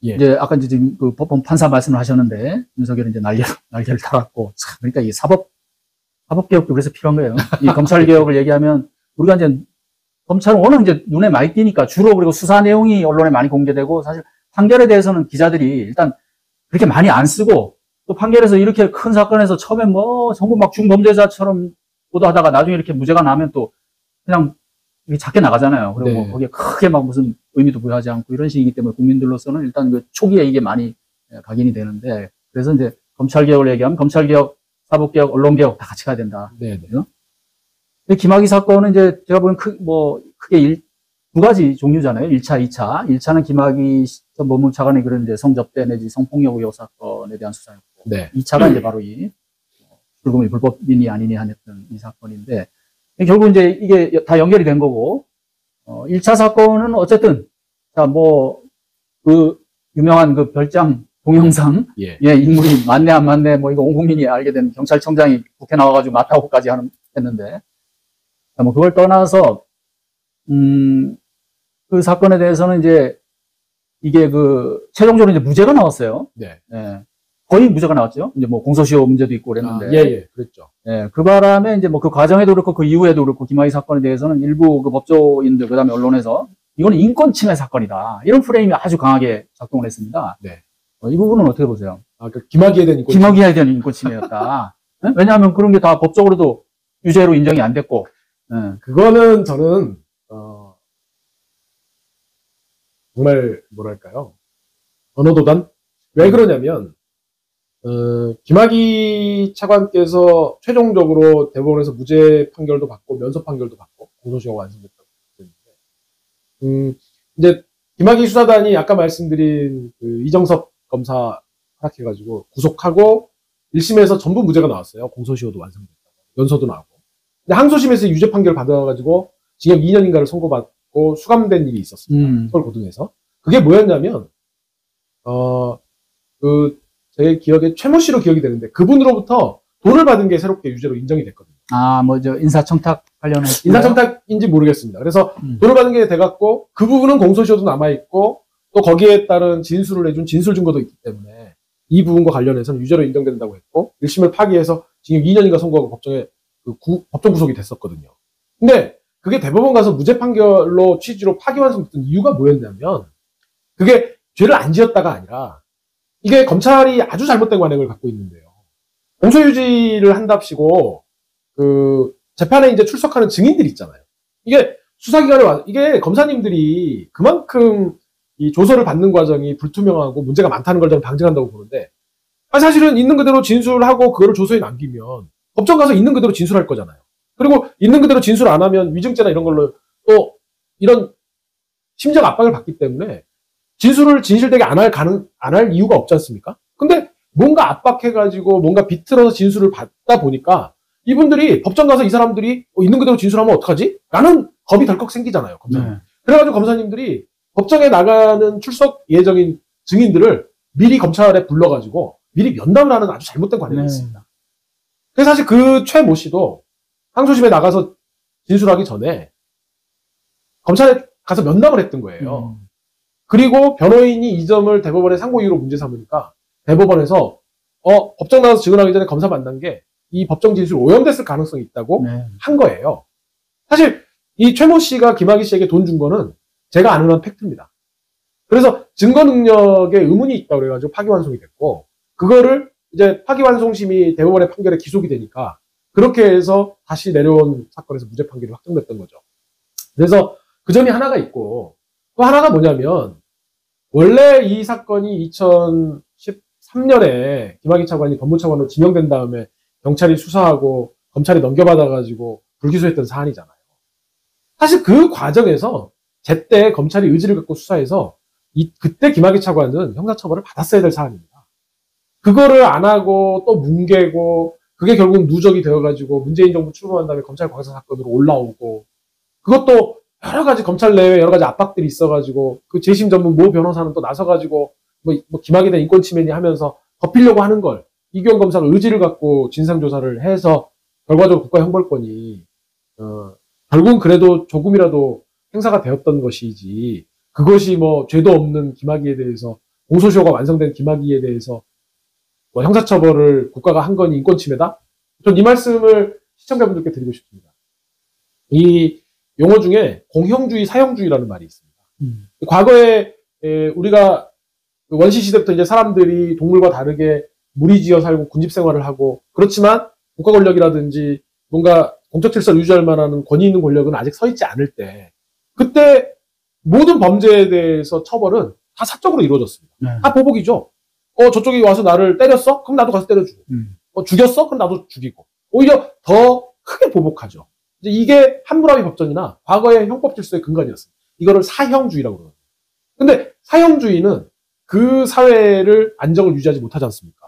맨날 보복이 횡행하고 더군다나 그런 것들이 오해나 또 오판이나 이런 것들에 저기 하면 무서워서 어떻게 살겠습니까? 그래서 이 사형주의가 사형을 엄격하게 금지하면서 오직 국가 권력만이 형벌을 행사할 수 있다는 게 공형주의. 이 공형주의가 되려면 우선은 그만한 권위와 무게를 갖고 있는 국가 혹은 그 집단의 권력이 서야 되는 것이고요. 두 번째는 더 중요한 건 형벌이 공정하고 정확하게 이루어져야 되는 겁니다. 그럼 예를 들어서 우리가 그런 공형주의라고 하는 관점에서 김학의 사건을 돌아봤을 때 과연 2019년도에 그렇게라도 김학의가 짧게라도 형사처벌을 받고 했던 것이 공형주의라는 관점에 저해가 될까요? 저는 그렇게 생각하지 않습니다. 그때 고위검사장, 고위공무원, 검찰 출신 고위공무원이라는 이유로 모든 검사들이 나서가지고 다 빼주고 특혜를 받고 했던 그 김학의가 그래도 문재인 정부 시절에 짧게라도 형사처벌을 받고 잠시나마 수감생활을 겪었던 건 국가형벌권 행사의 공정성이라는 관점에서 저는 지극히 정당하다. 저는 이렇게 생각하고 있습니다. 사실 이제 뭐 돈 받은 혐의는 원래 이제 사건의 본질은 아니에요. 일종의 뭐 별거 비슷한 건데 어쨌든 그걸로나마 그래도 국가형벌권이 좀 작용한 거다. 그게 지금 우리 재심 전문 모 변호사님이 하도 황당한 요소를 뱉어놓으셨는데 검찰이 되게 아마 시청자분들이 아마 다 아실 겁니다. 그 동영상에 나와 있는 김학의 차관 얼굴을 검찰이 불기소장에다가 성명불상자라고 적었잖아요. 그리고 그렇게 적어놨습니다. 이 동영상 속의 인물이 누구인지는 사건의 성격상 중요하지 않다. 그리고 재심 전문 모 변호사님이 그렇게 말씀하셨어요. 방송에 나와서. 그럴 만한 이유가 있다, 검찰이. 네. 근데 이게 어떤 말장난이냐면요. 원래 경찰이 김학의 차관이 법무차관에서 날아가고 난 다음에 두 가지 혐의로 수사를 했습니다. 말 그대로 김학의와 그 별장 주인이 같이 피해 여성들을 강간했다는 합동강간, 성폭력 문제. 이 1번입니다. 2번은 뭐냐면 이 별장 주인이 피해 여성들을 해가지고 김학의한테 성접대를 했다는 부패 뇌물 사건이 있습니다. 성접대를 뇌물로 본 거죠. 왜 성접대도 뇌물에 속하니까요. 그거를 네, 말씀하시죠. 이게 두 사건이 완전 구도가 다릅니다. 성폭력 사건은 김학의와 이 윤모 씨가 저기가 되어가지고 피해 여성들을 강제로 성관계했냐가 쟁점인데 네. 성접대 사건에서는 뇌물 사건에서는 피해 여성들에 대한 성폭력 문제가 부차적인 문제가 되는 거죠. 네. 이게 안 중요하다는 게 아닙니다. 임의의 성관계든 강제적인 성관계든 그게 중요한 게 아니라 네. 이 윤모 씨가 피해 여성들을 모으고 이거를 김학의한테 성접대로 뇌물로 바쳤다는 게 중요한 거거든요. 그런데 2013년도에 김학의가 날아가고 나서 그때 곽상도가 민정수석으로 있던 청와대가 수사팀을 완전히 해체해버렸습니다. 그래서 이게 있고 두 번째 성뇌물 접대 사건을 수사하려면 계좌통신 여러 가지 강제 수사가 필수적이잖아요. 당사자가 진술을 안 하면 예금 통장도 뒤져봐야 되고 당시의 통화 내역도 봐야 되고 근데 그 영장을 검찰이 다 모조리 기각해버렸습니다. 그래서 결국은 피해자의 진술을 확보할 수 있던 성폭력 사건만 유죄 의견으로 송치를 했고 부패 사건은 송치 의견을 송치를 못했어요. 그거를 중앙지검이 넘겨받아가지고 그러면 당연히 국가형벌권 행사라는 관점에서 성접대 사건을 수사를 했어야 되잖아요. 왜냐하면 검찰이 그때 당시에는 지금도 마찬가지지만 직접 수사권도 있고 검찰 수사지휘권까지 갖고 있었기 때문에. 근데 그때 당시에 그 송치받았던 검찰 윤재필 부장검사팀이었는데 강력부가 뇌물 성접대 사건을 하나도 안 들여다보고 성폭력 사건을 수사해봤더니 피해 여성들이 가서 자발적으로 성관계를 했다. 김학의의 성폭력은 없었다. 해가지고 무혐의 내린 거거든요. 뭐 진술이 뭐 불안하고 뭐 바뀌고 그런 얘기들이 막 나왔죠. 그러면 그래서 검찰의 이러한 관점이 있으면 성폭력 사건에서 폭력을 행사하지 않는 더군다나 그 김학의 차관의 성폭력 강제적인 성관계가 인정되지 않기 때문에 그 사람의 인권을 보호하기 위해서 성명불상자로 표시했다는 게 검찰의 논리거든요. 근데 뇌물 사건으로 접근하면 완전히 달라집니다. 그 동영상 속에 있는 증거가 뇌물 사건에서는 가장 핵심적인 증거가 되는 거예요. 왜냐하면 피해 여성에 대한 성폭력 여부가 문제가 아니기 때문에. 네. 그래서 그건 말장난입니다. 그러면 검찰의 수사를 우리가 비판할 때 그래 부패 사건을 수사 안 한 니네가 잘했다. 여기에 동의할 국민들이 몇 분이나 되시겠어요.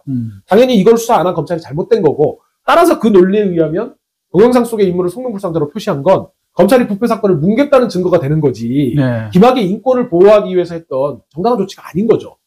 이게 바로 말장난인데 그 재심 전문 모 변호사가 검찰이 그럴 만한 사정이 있었다고 검찰을 옹호해 준 겁니다. 그분이 사실 사회적으로 뭐 상당히 영향력이 큰 분으로 알고 있는데 왜 그런 논리를 폈을까요? 저는 오히려 묻고 싶습니다. 그분이 수행했던 재심 사건에서 밝혀진 여러 가지 실체적 진실과 사후적으로라도 그렇게 정의가 바로잡힌 과정은 저는 지금도 높이 평가하고 그럼요. 그런 것들이 우리 사회를 더 맑게 하고 또 공권력을 정당하게 만들어가는 적이었는데 그분은 그런 재심 사건들이 다 그런 문객이었잖아요. 그걸 모르지 않았을 거고 실제로 잘 알고 있었을 걸로 보는데 그럴 만한 사정이 있고 오히려 국가 권력이 김학의를 그런 식으로 몰아붙여가지고 형벌을 이르게 한 거는 뭐 문제가 많다는 식으로 뭐 조선일보에 뭐 보도를 하고 그러니까 그분이 그 검찰 과거사 진상조사단에 관여도 했었잖아요. 한때 거기 같이 했었죠. 네. 그리고 제가 기억하기로는 그래서 그 활동을 하면서 뭔가 그 조사단 활동에 문제가 많다. 네? 뭐 이런 식으로 그 상당히 불만을 언론을 통해서 막 제기하고 나중에 그런 걸로 기억이 나는데. 그러니까 그런 거하고 관련이 있는 건가요? 예, 제가 보기에는 이제 뭐가 먼저인지는 모르겠는데요. 어쨌든 그분의 나름 뭐 그런 경험이 있고 재심 사건에 대해 나름 전문성 있는 분이기 때문에 더 어떻게 보면 언론도 이건 상당히 전문가의 의견이라고 아마 존중해주고 그래서 크게 보도하고 그랬을 텐데 그런 분이 검찰이 그럴 만한 사정이 있다 이렇게 얘기했어요. 저는 그 점에서 지금도 이해가 안 되고 분명한 거는 그분은 그랬을까? 검찰의 논리와 검찰의 정서를 너무나 잘 대변한 분입니다. 그래서 검찰 과거사를 앞장서서 공격하고 언론이 그거를 또 띄우고 또 거기에 재심 사건의 후광이 거기에 같이 배치가 되고 그러다 보니까 더 대중들로부터는 문재인 정부의 검찰 과거사가 뭐가 문제가 있는 거 아니야? 저렇게 정의로운 사람이 저는 그분의 그런 행태를 보면서 추악하다, 한별스럽다 이런 생각이 많이 하여간 들었습니다. 사적이든 공적이든 동기가 있을 것 같기도 하고, 또 나중에도 보면 그 문재인 정부에서 추진하는, 이제 정권 바뀌고 민주당에서 이제 막 사실 좀 부다닥 이제 또 그 형사법 개정, 검찰청법 개정안을 내면서 이제 검찰 수사권을 또 줄이는 예, 이거 그렇습니다. 그래서 또 뭐 시끄러졌는데 검찰 권한을 축소한다. 그때도 사실은 반대쪽에서 논리를 펴고 이랬던 걸로 기억이 나요. 그러니까 이제 네. 이제 검찰 제도 개혁과 관련해서는 전문가로서 얼마든지 견해가 다를 수 있고, 저는 뭐 물론 이제 그 연장선에서도 아마 심리적으로 연관이 돼 있다고 생각하지만, 어쨌든 그 문제는 조금 논외로 놓고요. 네네. 제도 개혁과 관련된 견해들은 다를 수 있으니까 논외로 놓고, 다만 문재인 정부의 검찰 과거사를 그렇게 앞장서서 공격했던 거, 저는 누구든 다양한 관점에서 얘기할 수 있다고 생각하거든요. 제가 제일 경계하는 건 내로남불입니다. 네. 잣대가 이중적이면 안 되죠. 사실은 제가 그 재심 전문 모 변호사님께 강한 문제인식을 느끼는, 추악하다고 표현하는 거는 뭐가 있냐면요. 아예 처음부터 비판적 문제인식을 갖고 문재인 정부의 검찰 과거사를 평가하고 그랬다면 제가 이분을 그렇게까지 나쁘게 말할 이유가 없습니다. 사실은 이분이 저하고 제가 청와대 가기 이전부터 서로 알고 지냈던 관계인데, 이분이 2018년 6월 달에 제가 살고 있는 집 근처로 찾아오신 일도 있어요. 이분이 재심 사건 했던 사건 중에 2건인가가 그때 검찰 과거사 진상조사 사건 대상이었거든요. 네. 근데 검사 중심으로 이루어진 검찰 과거사 진상조사단이 잘 안 움직여요. 진상조사에 좀 태만하고, 이분이 보시기에 부실하고. 저한테 와서 뭐라고 그랬냐면, 이분이 형님 검찰 과거사를 검사한테 맡겨두시면 안 됩니다, 이랬던 분이에요. 이랬던 분인데 어느 날 갑자기 검찰 과거사를 공격하고 비난해요. 그래서 저는 이제 그런 생각이 드는 거죠. 이분이 추진했던 당시에 재심 사건이 2건이 검찰 과거사 위원회에서 여러 가지 재심 권고를 받으면 이분 하시는 일에 많이 도움이 되고, 그때 당시 이분이 스토리 펀딩 같은 걸 하고 있었거든요. 그리고 그래가지고 이 안에서 이 2건을 담당하고 있던 분과 이 재심 전문 모 변호사님이 서로 굉장히 관계가 안 좋았어요. 이쪽에서는 개인의 사사로운 이익을 위해서 검찰 과거사에 와가지고 부당하게 영향을 미치려고 하는 거 아니냐라고 하고, 이 재심 전문 변호사님은 진상조사를 이렇게 하면 검찰 과거사가 안 된다고 막 하고, 심지어 이거 가지고 KBS 뉴스에까지 나가서 인터뷰하고. 이게 도대체, 저는 그러면 안 되죠. 본인이 처한 상황에서 검찰 과거사 진상조사단으로서 무게 있게 또 공적 지위에서 행동을 했어야 됩니다. 제가 기억나는 건 하여간 뭐 그때 이제 그래서 변호사들이 좀 이렇게 많이 들어갔잖아요, 그 조사단에. 네. 검사들한테 맡기면 안 된다 그래서.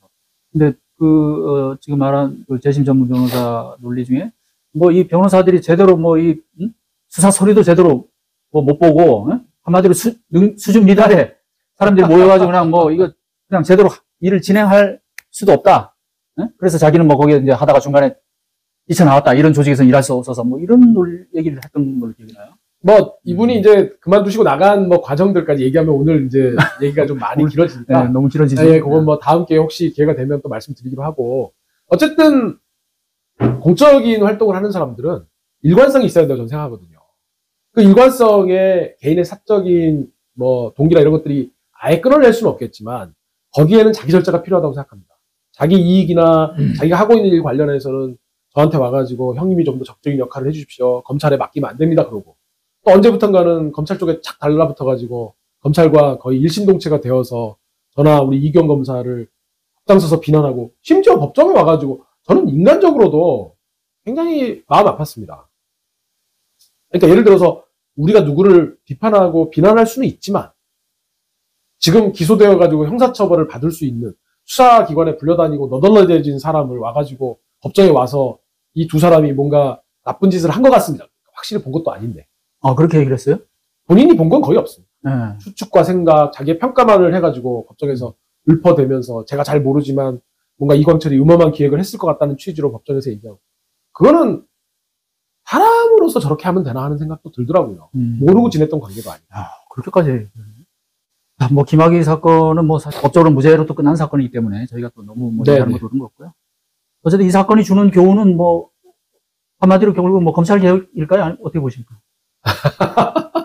이것도 또 얘기가 길어지나요? 검찰 개혁이죠. 예, 검찰 개혁입니다. 검찰 개혁 제대로 해야 된다. 지금 이제 논란의 민정수석에 결국은 오광수 전 특수통 검사가 이제 뭐 검사장까지 지냈죠. 뭐 오광수라는 검사가 사실 뭐 우리 기자들한테도 이제 이름이 알려진 게 예전에 이제 김현철 수사잖아요. 김영삼 정부 말기 때 있었던. 그때 이제 뭐 그 심재륜 당시 대검 중수부장이 이끌던 이제 언론에서 나중에 그 수사가 잘 됐다고 뭐 드림팀이라고 막 그렇게 띄워주고 그랬어요. 거기에 이제 한 일원이었잖아요. 그리고 이제 이후에 좀 특수통의 길을 걷고 그랬는데 이분에 대해서 이제 말이 많았습니다. 내정 상태에서. 검찰 개혁을 한다면서 또 특수통 검사를 앉혀? 네? 이재명 정부 검찰 개혁 의지 이게 뭐 좀 이상한 거 아니냐? 이제 뭐 이런 얘기들이 나오는데 며칠 그래서 임명을 안 하다가 그래서 좀 뭐 바뀌나 했어요, 사실은. 근데 결국은 네. 임명이 됐고 또 공교롭게도 이재명 대통령의 사법 시험 동기죠. 네. 그래서 또 그런 약간의 그 또 오해도 있고 이런 상황입니다. 자, 이재명 정부의 검찰 개혁이 지금 이제 과연 언제 어느 정도 속도로 진행될 것이냐. 그리고 어떻게 보면 거기에 상당히 중요한 역할을 할 민정수석에 검사 출신이 앉혔다. 이런 부분에 대해서 어떻게 평가를 하십니까? 결론적으로 저는 이제, 기대와 믿음을 갖고 지켜보자. 이렇게 생각하고 있고요.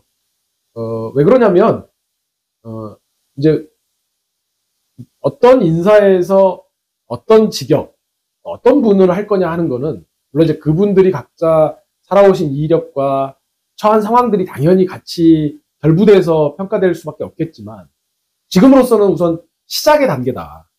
뭐, 예를 들어서 이분이 두 번째 민정수석이라든가, 뭐, 이렇게 해서 평가할 만한 어떤, 이전의 사실들이 없는 가운데서, 신임 대통령님께서 처음으로 이제 민정수석을 임명하셨기 때문에, 이제 검찰 출신이라는 것만 갖고 우려는 할 수 있겠으나, 그거에 대해서, 불신하고 비판하는 것은, 그거는 아주 때이르다 이런 생각이 좀 들고요. 두 번째는, 뭐, 저도 이제 학자 출신 민정수석도 보필해보고, 검찰 출신 민정수석도 보필해보고, 또 순수 변호사 출신 민정수석, 이렇게 다양한 분들을 겪어봤는데, 각각의 장단점이 있습니다. 이게 뭐 정답이 있는 문제는 아니지 않습니까? 무엇보다 중요한 것은 의지가 제일 중요할 거고, 그리고 그분을 쓰신 임명권자의 의지 또한 굉장히 중요할 거고요. 또 그분이 실제로 일을 풀어가는 실무 프로세스, 여러 가지 요소들이 어떤 것이 더 낫고 더 부족하고 이런 것은 있을 수 있겠지만, 그걸 전체적으로 종합적으로 본다고 했을 때 우선 이재명 대통령님의 검찰개혁 의지는 국민들에게 대선 공약으로 제시될 만큼 굳건하시다고 알고 있고, 또 신임 민정수석님도 검찰 내부의 신망은 되게 높으신 것 같더라고요. 그리고 이렇게 인품도 원만하시고 역량도 좀 튼튼하시다, 이렇게 굉장히 훌륭하시다고 들었고, 그래서 뭐 저 또한 이제 검찰 출신이기 때문에 갖는 걱정이 있지만 지금은 믿고 기대하고 지켜보자는 거고, 오히려 저는 이제 우리가 이제 지금부터 조금 지켜봐야 될 포인트는 이재명 정부의 민정수석실에 이제 사법제도 비서관실을 신설하겠다. 네. 이제 문재인 정부 같은 경우에는 민정수석실의 구성이 민정반부패 공직기관 법무였는데, 이재명 정부의 민정수석실은 반부패 비서관실을 빼고 아마 공직기관 비서관실로 일원화 할 것 같은 느낌인데요.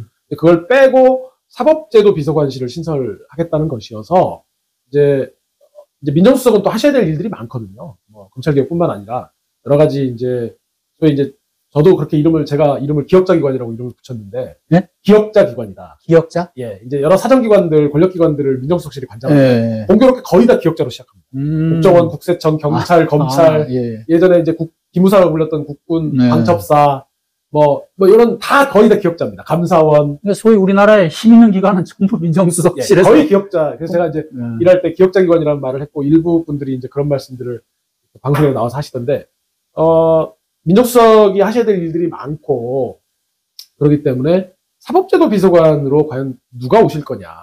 그래서, 대통령님이나 민정수석의 검찰개혁 의지를 뒷받침하고, 실제 일을 풀어가는 실무 역량을 갖고 계신 분이 과연 누가 오실 거냐. 저는 그것이 지금부터 이제 좀 지켜봐야 될 포인트가 아닐까. 그 실무자는 사법제도 비서관일 테니까, 뭐 그렇게 보시는 건가요? 이제 이재명 대통령 뭐 선거유세나 이렇게 말씀하시는 거 보면 사법제도 안에 법원과 검찰을 같이 포함시켜서 말씀하시는 걸로 저는 조금 이해가 됐거든요. 원래는 검찰은 사실 사법 거긴 아닌데. 이제 굳이 따지면 이제 사법이라고 했을 때 이제 검찰도 물론 이제 준사법기관이라는 용어를 쓰긴 하지만, 뭐 자기네 주장이지. 예, 그건 이제 검찰의 주장이고, 그래서 원래 우리가 사법이라고 했을 때는 법원 뭐 이제 이런 기관인데, 이제 이재명 대통령께서는 뭐 사법이라는 표현 안에는 검찰 법원을 같이 포괄해서 쓰시는 걸로 이해가 돼서, 저는 사법제도 비서관이 지금 문제가 되고 있는 법원 개혁과 함께 검찰 개혁을 실제 담당하시지 않을까 그렇게 생각이 들고 사법제도 비서관은 과거에 어떤 그 법무비서관 이 개념하고는 좀 다르겠어요? 그래서 이제 그 역할 분담도 아마 필요할 것 같습니다. 저희 같은 경우에는 법무비서관실에서 이제 법원이라는 게 권력 분립 하에서 굉장히 이제 청와대로서는 되게 조심해야 되는 기관이잖아요. 네. 그래서 그렇지만 또 상호 예를 들면 대법관 임명 시에 대법원장님의 제청이 필요하기 때문에 헌법상 그래서 뭔가 청와대하고 법원의 소통은 필요한 거고 그 업무를 법무비서관실에서 되게 담당을 해왔는데 과연 이제 사법제도 비서관실이 그런 기관간 소통하고 제도 개혁을 어떻게 이제 업무 분장할지는 좀 지켜봐야 될 것 같습니다. 자, 그럼 변호사님 말씀은 형식적인 그런 어떤 비판적인 틀에서 좀 벗어날 필요가 있다는 것 같아요. 네. 좀 앞으로 이제 내용을 봐야 된다. 네? 그러니까 네. 이게 그리고 네. 이 이재명 정부가 윤석열 내란을 딛고 이거를 청산하고 종식해야 되는 역사적 과제를 갖고 출범한 정부지 않습니까? 단지 그 특수부 검찰 출신이 민정수석으로 보임했다는 이유만으로 그거를 지켜보지도 않고 하는 건 너무 성급하다라는 생각이 들고요. 누구든 간에 사실은 저는 이제 검찰 조직 전체에 대해서는 되게 정치적으로 오염됐다는 생각을 갖고 있지만 또 사람이 하는 일이지 않습니까? 아직은 오광수 민정수석께서 뭔가 검찰개혁 조치에 반하는 뭔가의 뭐 말씀이나 혹은 뭐 행적이 발견된 것도 아닌데 지금 상황에서 신임 대통령의 첫 수석 인사를 갖고 이렇게 우려를 넘어서 가지고 하는 거는 조금 이르다. 저는 그 생각을 갖고 있습니다. 경력만 가지고 이렇게 논할 단계는 아니다. 네네. 그러면 이렇게 여쭤볼까요? 자, 전에 어쨌든 조국 민정수석을 모셨잖아요. 네. 자, 조국 수석은 어쨌든 학자 출신이었어요. 그분하고 지금 오광수 민정수석은 전통적인 검사 출신이잖아요. 네네. 자, 두 사람의 민정수석을 비교해 놓고 봤을 때 누가 더 잘? 그거는 네. 그거는 동일선상에 올려놓고 비교할 문제는 아닌 것 같습니다. 각자의 그러면 장단점이 있을 수 있다. 네네. 저도 이제 그 민정수석 시대 근무하면서 신현수 민정수석님도 검찰 출신이셨지 않습니까? 아, 그렇죠. 네. 그래서 그거는 시기와 상황에 따라서 그리고 임명권자의 의지에 따라서 얼마든지 다양하게 인사할 수 있는 거고 사실은 이제 그런 점들은 있는 거죠. 아무래도 검찰 출신이 민정수석일 때보다는 특히나 조국 민정수석 같은 경우에는 대중적인 인지도나 일반 국민들이 갖고 있는 또 참신한 이미지가 있었기 때문에 그러니까 인사라는 거는 참 다양한 요인들을 고려된다는 생각이 듭니다. 우선은 이재명 정부에서 표명하신 대로 국민에 대한 충성심과 실무 역량, 유능하냐 이게 기준이지만 또 국민들이 그 인사를 통해서 받게 되는 인상과 이미지도 중요하고요. 또 뭔가 개혁을 하려면 개혁 대상들이 이 인사를 통해서 갖고 있는 인사가 주는 메시지도 되게 중요하거든요. 또 하나는 조직 내에 주는 메시지도 굉장히 중요합니다. 예를 들어서 아주 참신한 분들을 해서 국민들로부터는 좋은 평가를 또 받고 그러지만 또 조직 내에서는 이번에는 좀 우리 내부에서 좀 승진되었으면 좋겠다든지 또 이런 바람들이 또 간절할 수 있는 거잖아요. 물론 인사가 모든 거를 다 만족시킬 수는 없지만 그래서 저는 한 가지 뭔가 좀 바람의 말씀은 이제 민정수석께서 검찰 출신으로 오셨기 때문에 특히 지난 윤석열 정부의 포갑 정치를 뒷받침했던 게 검찰이잖아요. 그리고 그 지금 주역들이 상당수 지금 심우정 총장부터 시작해가지고 그대로 남아있지 않습니까? 이분들이 이번 민정수석 인사에 대해서 얼마나 환호자격할지 그래서 거기에 대한 좀 뭔가 무거운 뭔가 메시지는 다른 방식으로라도 조금 있었으면 좋겠다 하는 바람은 있습니다. 이제 그런 의문이 제기되는 거죠. 자, 검사장까지 지낸 사람이 어쨌든 뭐 민정수석이 왔는데 과연 수사 기소 분리, 검찰청을 쪼개는 문제까지 할 수 있을까? 그러니까 이런 게 있죠. 그러니까 추미애 장관이 있을 때였나요? 그 검찰청 내에서 수사 기소 그냥 기능을 분리하는 정도. 네, 그러셨죠. 그걸 좀 더 이제 더 제도적으로 확고하게 할 수는 있겠죠. 근데 이게 검찰청을 완전히 쪼개가지고 그야말로 기소청으로 이제 만들고 수사 기능 완전히 다른 기관으로 분산시키는 중대범죄수사청이라든가 이 문제는 이제 또 완전히 차원이 다르잖아요. 그렇습니다. 그래서 이제 그런 조금 이제 의심은 드는 거죠. 여기서 뭔가 어떤 타협적인 또 어떤 안을 제시를 하려는 그런 게 있나? 이런 생각도 드는데. 근데 이제 저는 이제 말씀하신 것처럼 유시민 작가님과 대화에서 또 그런 말씀도 직접 하셨고 또 실제 더불어민주당의 대선 공약에 들어있고 그래서 이제 그 부분은 저는 뭐 민주주의 사회니까 다양한 사람들의 다양한 목소리가 있을 수 있다. 그렇지만 우리가 적어도 제도 개혁을 바라는 사람들은 그렇게 발신된 공적인 메시지, 공적인 표현들, 이 부분들을 가지고 그거를 뒷받침해 가는 방향으로 공론을 모으는 것이 저는 뭐 저 스스로는 바람직한 태도라고 생각하고 있고, 지금 그래서 이제 주목해 봐야 될 관찰의 포인트는 이제 우리 문재인 정부도 마찬가지였지만 이재명 정부도 인수위 없이 출범하지 않습니까? 그래서 국정기획자문위원회, 제가 명칭이 맞는지 모르겠는데 이제 그거를 곧 이제 구성해서 출범하겠다는 거고, 그래서 문재인 정부 같은 경우에도 그 국정기획자문위원회를 통해서 100대 국정과제를 추렸거든요. 그래서 그 과정에서 적폐청산이 국정과제 1번, 그리고 권력기관개혁이 국정과제 13번, 그렇게 해서 제가 이제 두 가지 과제를 민정수석실에서 이제 관장하고 그랬었는데, 그 국정과제를 어떻게 만드냐면 대선 공약이 기본입니다.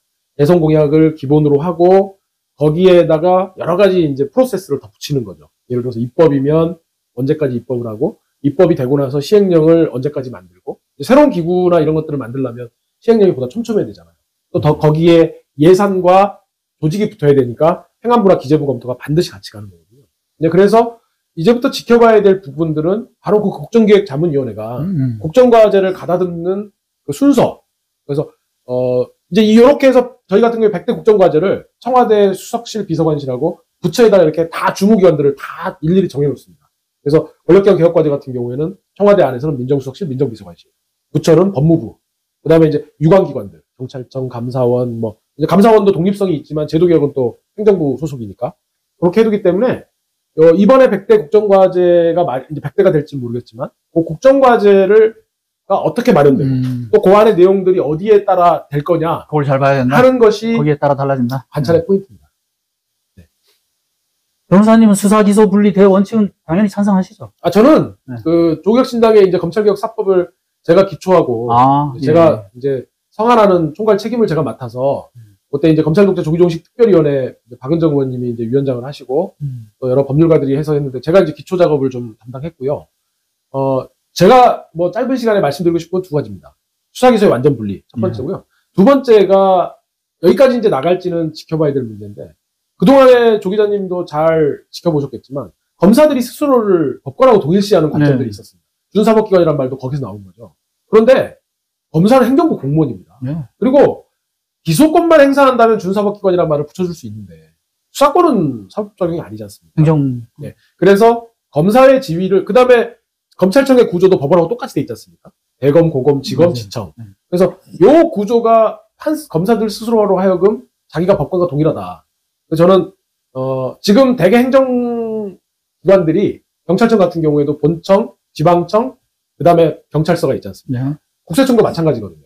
본청, 그 다음에 뭐 대구지방청이라든지 그 밑에 세무서 이렇게 돼 있듯이 앞으로 공소청으로 전환되면 공소청 본청이 있고 지방청, 그 다음에 지청 개념으로 통상의 행정기구로 다시 재편하고, 검사의 직급과 지위도 지금 일반 행정공무원하고 동일하게 이번에 검사징계법 통과됐지만 여러 가지 처우와 이런 것들도 행정공무원과 동일하게 설정해야지. 그렇지 않다 보니까 검사장 되면 차관이라고 해서 법무부 검찰국장이 차관회의에 나가고 국실장 회의에는 과장들이 나가고 하는 일들이. 숫자도 많아요. 어떻게 한 조직의 차관급이 무슨 50명 안팎이네. 그러니까 그게 대표적인 게 법무부 무슨 기조실장 회의에 법무부 기조실장은 차관이라고 스스로 거기 또 기조실장이 안 나가지 않습니까? 뭐 기조실장은 어떤지 모르는데 검찰국장이 되는 사람들. 그래서 그런 부분들도 바로잡아야만이 진정한 검찰개혁이 완성된다. 저는 그런 생각을 갖고 있습니다. 자, 그러면 역으로 이런 뭐 주변의 논란에도 우려에도 이재명 대통령이 오광수 민정수석을 임명을 한 것은 이게 사실 검찰로서는 엄청 저항할 일이잖아요. 검찰청을 기소청으로 바꾸는 것은, 공소청으로 바꾸는 것은. 아마 극렬 반대하지 않겠어요? 또 언론 이제 동원하고 할 것 같은데, 여론전도 막 할 텐데. 그래서 그런 것을 좀 무마하기 위해서 반발을, 그런 역할을 맡기려고 오광수를 임명했나? 뭐 이런 또. 그러니까 그것도 얼마든지 충분히 예상 가능한 논거일 수 있습니다. 그리고 이제 이재명 대통령께서 이제 실용을 이제 추구하시고 일이 되는 방향으로 일의 프로세스를 잘 아시지 않습니까? 계곡 같은 거 이렇게 정비할 때 이렇게 보시면.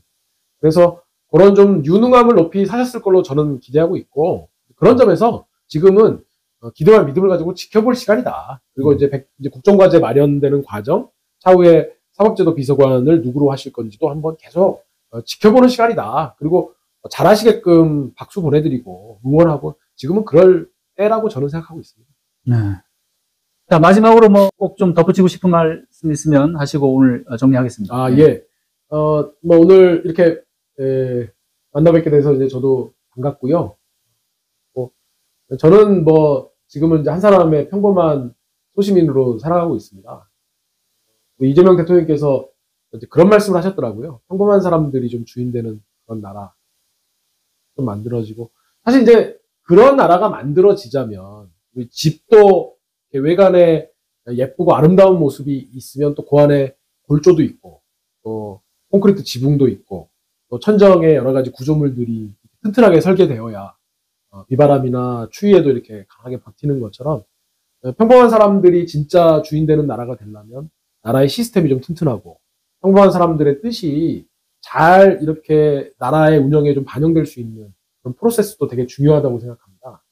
그러한 관점에서는 검찰개혁은 우리 이재명 정부가 반드시 완수해야 될 가장 핵심적인 과제다 이렇게 생각이 들고, 이재명 정부가 역사에 노무현 문재인 정부를 이어가지고 검찰개혁을 완성하고 나라를 더 튼튼하게 평범한 사람들이 주인이 되는 그러한 시스템을 갖춘 정부로 평가받고 기록되기를 좀 진심으로 소망하고, 저도 뭐 이력이나마 진짜 별 도움이 되겠습니까만 어쨌든 시민의 한 사람으로서 최선을 다해서 돕고 응원하겠습니다.